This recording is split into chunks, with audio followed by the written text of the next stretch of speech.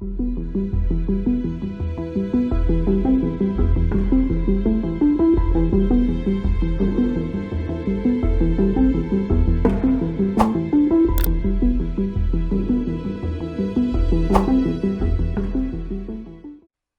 tombée de la nuit ne lui faisait pas peur. Elle avait tant méprisé ces montagnes. Elle leur en voulait de lui avoir enlevé son fils. Pourtant, elle n'était pas responsable de sa situation. Elle devait tout de même trouver un coupable. 30 ans plus tôt, elle se réfugiait déjà dans les hauteurs. Elle était si jeune. Mais depuis, tellement de choses ont changé. De nombreuses routes ont vu le jour. Elles détruisent malheureusement ces jolies vallées. Il y a quelques années, on souhaitait même construire une ligne de chemin de fer. Heureusement que ce projet n'a pas abouti. Il peut toujours remonter à la surface. Comment peut-on être aussi méprisant envers la nature? Pourquoi toujours vouloir aller de plus en plus vite? Pourquoi espérer gagner plus d'argent? Qu'est-ce que cela peut apporter au fond?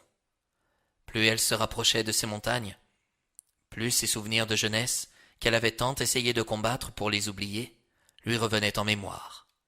Elle traversa Argelès-Gazost, puis Cauterets. Elle passa devant plusieurs jolies cascades. Mais ce paysage avait tellement changé.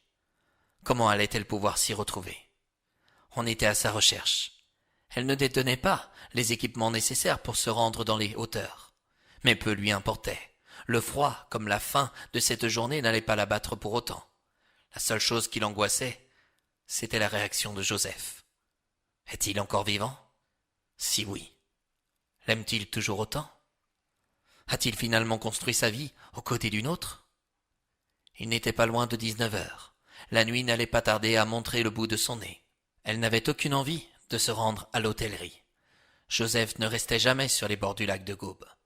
Elle devait atteindre le refuge des Houlettes. Il ne pouvait être qu'ici. C'était là qu'elle l'avait laissé, autrefois. Elle sortit de sa voiture. Elle sentit ce froid qui se dévoilait plus coriace qu'elle ne l'aurait imaginé. Elle enleva ses escarpins, puis enfila des tennis qu'elle gardait toujours dans son véhicule. Tout le monde l'ignorait, mais chaque semaine, elle partait à plus de 50 kilomètres de chez elle pour courir afin de s'entretenir. Personne ne devait le savoir. C'était le seul plaisir de sa jeunesse qu'elle s'était permis de conserver. Pourquoi? Parce qu'elle n'était pas en mesure d'oublier tout de sa vie d'avant.